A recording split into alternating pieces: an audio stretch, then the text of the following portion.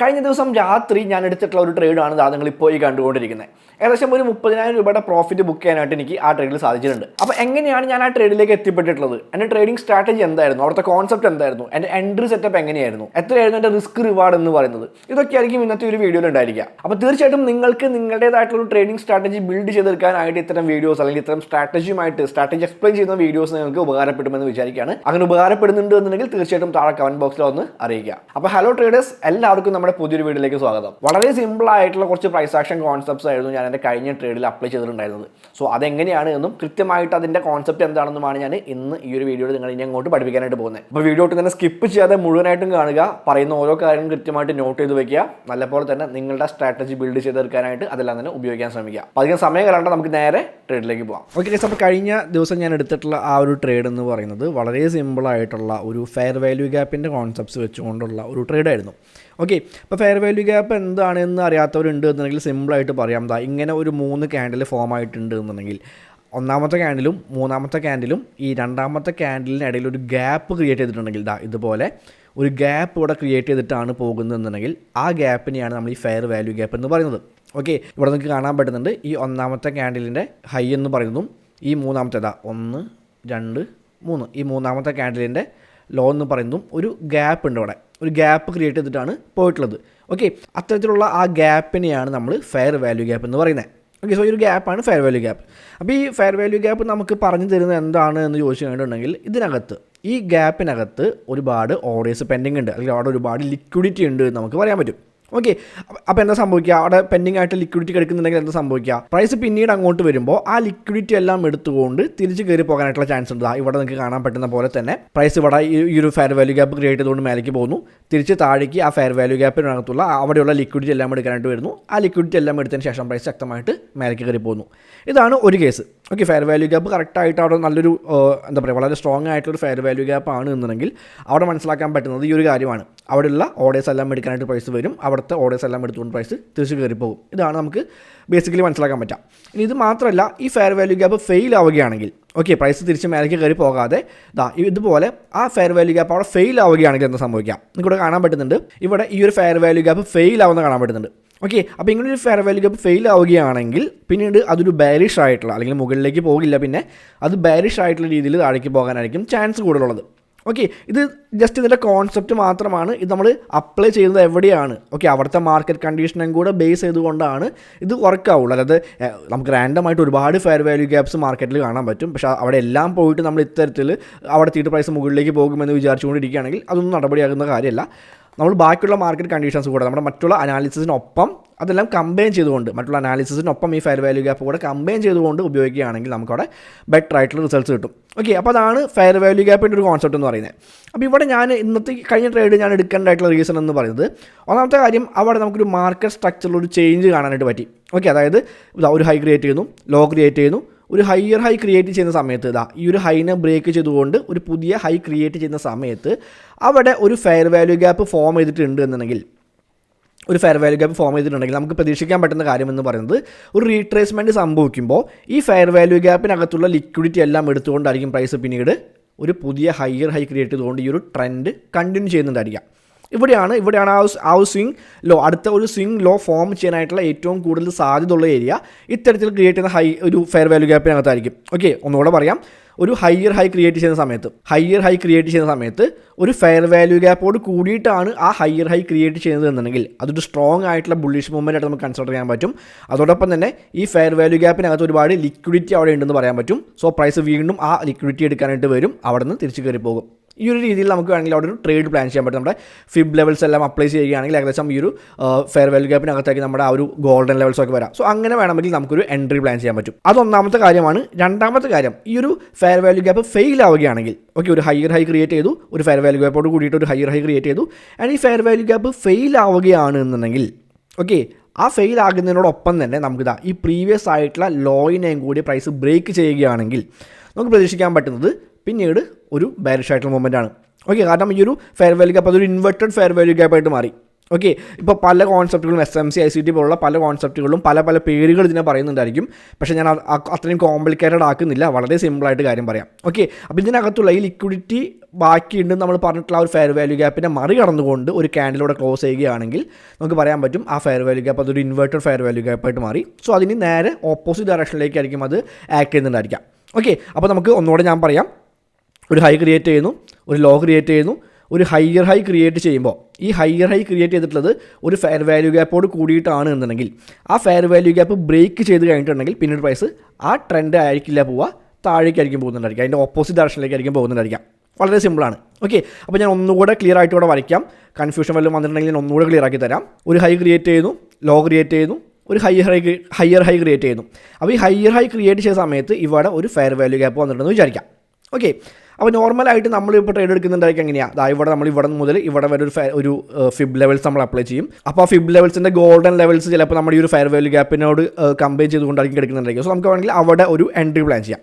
അതല്ല എന്നുണ്ടെങ്കിൽ ഞാൻ കഴിഞ്ഞ ട്രേഡ് എടുത്തിട്ടുള്ള റീസണാണ് ഞാൻ പറയുന്നത്, ഈ ഫെയർ വാല്യൂ ഗ്യാപ്പ് ഫെയിലായി.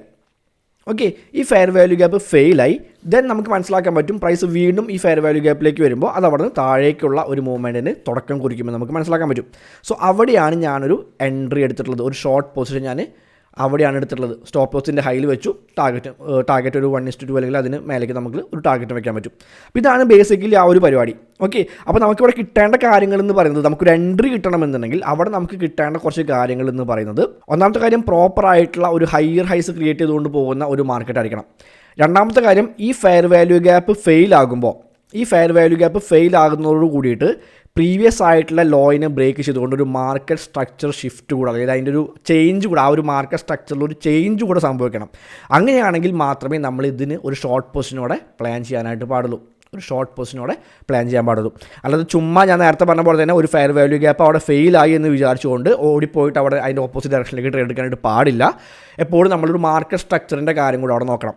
ഓക്കെ, അപ്പോൾ കൃത്യമായിട്ടൊരു മാർക്കറ്റ് പോയിക്കൊണ്ടിരിക്കുകയായിരുന്നു. ഒന്നുകൂടി ഞാൻ പറയാം. ഞാൻ വീണ്ടും പറയുന്നത് നിങ്ങൾക്ക് എന്തെങ്കിലും കൺഫ്യൂഷൻ വന്നിട്ടുണ്ടെങ്കിൽ അത് ക്ലിയർ ആകാൻ വേണ്ടിയിട്ടാണ്. അപ്പോൾ ഒരു ഹൈ ക്രിയേറ്റ് ചെയ്യുന്നു, ലോ ക്രിയേറ്റ് ചെയ്യുന്നു, ഒരു ഹയർ ഹൈ ക്രിയേറ്റ് ചെയ്തിട്ടുള്ളത് ഒരു ഫെയർ വാല്യൂ ഗ്യാപ്പോട് കൂടിയിട്ടായിരുന്നു. ആൻഡ് ഈ ഒരു ഫെയർ വാല്യൂ ഗ്യാപ്പ് ഫെയിൽ ആയതോട് കൂടിയിട്ട് തന്നെ ഇവിടുത്തെ ഈ ഒരു ലോയും ബ്രേക്ക് ആയിട്ടുണ്ട്. ഓക്കെ, ഒരു ലോവർ ലോയിലേക്ക് കാര്യങ്ങൾ പോയിട്ടുണ്ട്. ദെൻ നമുക്ക് ഒരു ഫിബ് ലെവൽസ് നമുക്ക് വയ്ക്കാം. ഗോൾഡൻ ലെവൽസ് ഏകദേശം ഈ ഒരു രീതിയിലേക്ക് ഗോൾഡൻ ലെവൽസ് വരാം. അവിടെ ഒരു എൻട്രി നമുക്ക് പ്ലാൻ ചെയ്യാൻ പറ്റും, ഒരു ഷോർട്ട് പൊസിഷൻ പ്ലാൻ ചെയ്യാൻ പറ്റും, സ്റ്റോപ്പ് ലോസ് വയ്ക്കാം, ടാർഗറ്റ് വയ്ക്കാം. ദെൻ അവിടെ നിന്നായിരിക്കും നമുക്ക് ആ ഒരു എൻട്രി കിട്ടുന്നതായിരിക്കാം. ഇതാണ് നമ്മുടെ ആ ഒരു സ്ട്രാറ്റജിയുടെ ഒരു ബേസിക് ഐഡിയ എന്ന് പറയുന്നത്, ഒരു ബേസിക് കോൺസെപ്റ്റ് എന്ന് പറയുന്നത്. ഓക്കെ, ഇനി ഞാൻ കഴിഞ്ഞ ദിവസം ഞാൻ എടുത്തിട്ടുള്ള ആ ഒരു ട്രേഡ് ഞാൻ കാണിച്ചു തരാം. എങ്ങനെയാണ് ആ ട്രേഡ് ഞാൻ എടുത്തിട്ടുള്ളത് ഞാൻ കാണിച്ചു തരാം. അതും കൂടെ ക്ലിയർ ആയിട്ട് കാണാൻ പറ്റുന്നുണ്ട്. ഇവിടെ ഒരു ഹയർ ഹൈസ് ക്രിയേറ്റ് ചെയ്തുകൊണ്ടാണ് പ്രൈസ് പോയിക്കൊണ്ടിരിക്കുന്നത്. High low, higher low, higher high, ഈ രീതിയിലാണ് പ്രൈസ് പോയിക്കൊണ്ടിരിക്കുന്നത്. അപ്പോൾ ഇവിടെ നമുക്ക് പ്രീവിയസ് ആയിട്ടുള്ള ഈ ഒരു ഹൈനെ ബ്രേക്ക് ചെയ്തുകൊണ്ട് പ്രൈസ് പോകുന്നത് കാണാൻ പറ്റുന്നുണ്ട്. പ്രൈസ് പോകുന്നുണ്ട്. അതോടൊപ്പം തന്നെ നമുക്ക് ഇവിടെ ഒരു ഫെയർ വാല്യൂ ഗ്യാപ്പും കിട്ടിയിട്ടുണ്ട്.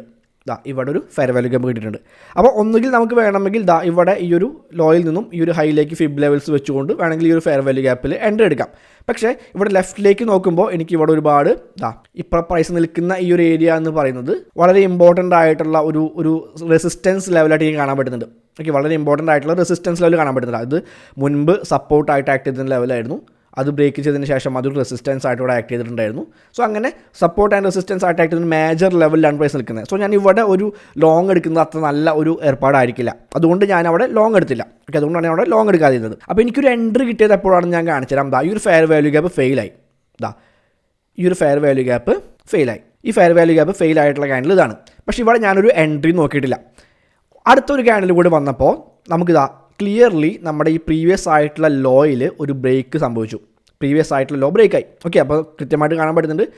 Higher lows high low higher high create ചെയ്തുകൊണ്ട് പോയിരുന്ന ഒരു മാർക്കറ്റ് സ്ട്രക്ചർ ഇവിടെ അവിടെ ഒരു ചേഞ്ച് സംഭവിക്കുകയാണ്. ആ ഒരു മാർക്കറ്റ് സ്ട്രക്ചറിൽ ഒരു ചേഞ്ച് സംഭവിക്കുകയാണ്. ഓക്കെ, അപ്പോൾ നമ്മൾ നേരത്തെ ഇവിടെ പറഞ്ഞിട്ടുള്ള ആ കാര്യങ്ങളെല്ലാം ഇവിടെ വന്നിട്ടുണ്ട്. ഒരു ഹയർ ഹൈ ക്രിയേറ്റ് ചെയ്തിട്ടുള്ളത് ഒരു ഫെയർ വാല്യൂ ഗ്യാപ്പിൻ്റെ സപ്പോർട്ടോട് കൂടിയിട്ടായിരുന്നു. ആൻഡ് ആ ഫെയർ വാല്യൂ ഗ്യാപ്പ് ഫെയിലായി. അതോടൊപ്പം തന്നെ പ്രീവിയസ് ആയിട്ടുള്ള ലോയും കൂടി ബ്രേക്കായി.